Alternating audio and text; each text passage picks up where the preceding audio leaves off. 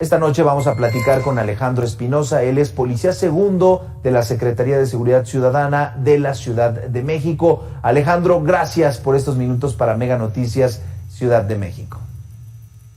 Al contrario, Abel, muchas gracias por la invitación y aquí estamos para servirles. Alejandro, pues a grandes rasgos, ¿en qué consiste esta alerta? ¿Cuántos casos han ubicado por este llamado fraude de la seducción? Y bueno, si es que tendríamos que estarnos preocupando por no caer en estas redes criminales.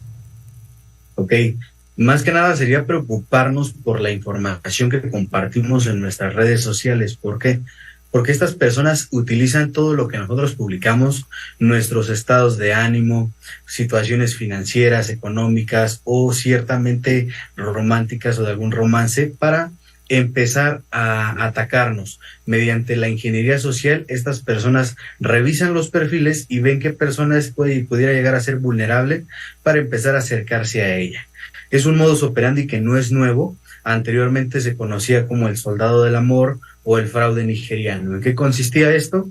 En acercarse a la víctima de la misma forma, llevar un enamoramiento de meses, incluso años, posteriormente llegar a querer casarse con esta persona, pero este defraudador o este ciberdelincuente argumenta que está en otro país, que está saliendo de alguna guerra. Entonces, para llegar aquí a México, para casarse con la víctima, necesita una cantidad de dinero por retenciones en aduana, para pagar una fianza para salir del departamento en el que se encuentre. Entonces la víctima lastimosamente accede a esta situación, realiza algún depósito y ahí es donde se cae el velo y nos damos cuenta que no estuvimos ante otra cosa más que un fraude. Claro. Alejandro, si bien este tipo de delitos es muy difícil que se denuncie, quizá por un tema de vergüenza, quizá por una represalia o por miedo, hasta este momento, ¿cuántas reportes o cuántas denuncias han conocido ustedes en la Policía Cibernética? Y bueno, finalmente el exhorto es eso, a lo que mencionabas, preocuparnos por nuestra información. Exacto, y como tal, el conteo tal de las personas que han caído en esto no lo tenemos. ¿Por qué? Porque se engloba como tal fraude, ¿vale? Pero en fraude podemos decir que de los reportes que recibe esta unidad cibernética, cerca del 60% corresponde a temas de fraude en sus distintas modalidades y ahí va dentro o ahí va inmerso este tipo de modalidades. Por el contrario, podríamos decir que al día de 1 a 2 reportes corresponde a esta situación que estamos hablando. Claro. Ahora, en este caso es un poco más complejo.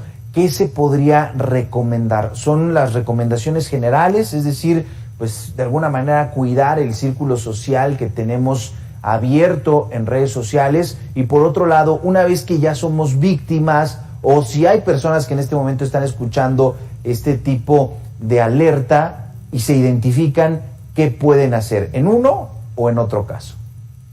Ok. Primero, antes de caer en esto, tenemos que revisar la privacidad de nuestros perfiles, asegurarnos hacia qué persona está dirigida mi información y hasta dónde puede llegar mi información en un momento dado. ¿Por qué? Porque muchas veces dejamos abierto o al público toda nuestra información y ahí está el principal problema. En segundo lugar, deberíamos apegarnos a nuestro propio sentido común. Es algo que siempre nos va a ayudar. ¿Por qué? Estas personas van a argumentar o te van a dar prácticamente todo a tu favor, ¿vale? Lo que tú hagas con ellos, solicites préstamos para ayudarlos, sea lo que sea, al final del día, el único que va a resultar prácticamente ganador eres tú. ¿Por qué? Cuando él cobre su pensión, alguna situación, va a llegar aquí y te va a aportar lo que solicitaste o en lo que te endeudaste para contribuir hacia tu persona. Entonces, todo esto vamos a detectar que no es más que un fraude. Debemos de apegarnos al sentido común. Todo lo que es bueno, siempre va a haber algo malo, ¿no? Entonces, si es una oferta demasiado atractiva hacia tu persona, desconfía de inmediato, no te metas en problemas, no reveles información personal, no reveles información bancaria y cuida siempre tu imagen y tu privacidad en las redes sociales. Ahora, cuando ya caímos ante alguna situación de este tipo, ustedes se pueden acercar con nosotros sin mayor problema para saber qué es lo que deberíamos hacer, realizar nuestra denuncia formal ante el Ministerio Público y realizar reportes o los reportes conducentes hacia esos perfiles. ¿Cómo se van a comunicar con nosotros? Muy sencillo, mediante dos medios de contacto, que es el número telefónico y un correo electrónico, el 55 52 42 5100 con la extensión 5086, o bien al correo electrónico, todo en minúsculas, policia.cibernética@ss.cdmx.gov.mx. Claro. Alejandro, ahora, ¿qué es lo que sabemos de estas organizaciones? ¿Realmente están cercanas a las víctimas o están operando incluso desde otros estados o desde otros países? ¿Se ha tenido ya una investigación profunda? ¿Se ha capturado a personas que están haciendo estos fraudes? Es decir, la policía, quien está para cuidarnos, ya tiene toda esta información y está tratando, pues, de frenar, de lanzar estas alertas para que no caigan más víctimas.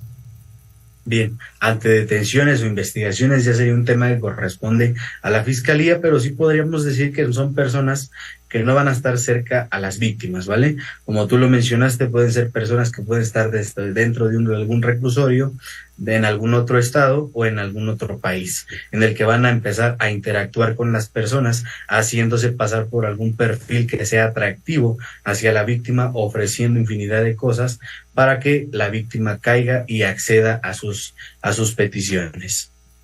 Platicamos esta noche con Alejandro Espinosa, él es policía segundo de la Secretaría de Seguridad Ciudadana en la Ciudad de México. Alejandro, muchísimas gracias por esta información y quizá nos quedamos con lo más importante. Si nos ofrecen algo muy atractivo, algo que tiene un beneficio que no podríamos conseguir en meses o en años, hay que dudar. Gracias, Alejandro. Contrario, gracias a ustedes. Buenas noches.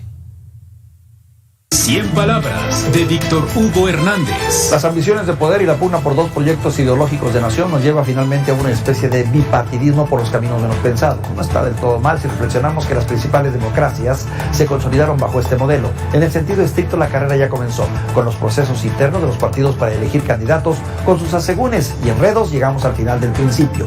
Ya se definió el Frente Amplio por México y parece que tiene un buen gallo. Bueno, gallina. El miércoles sabremos cómo termina Morena.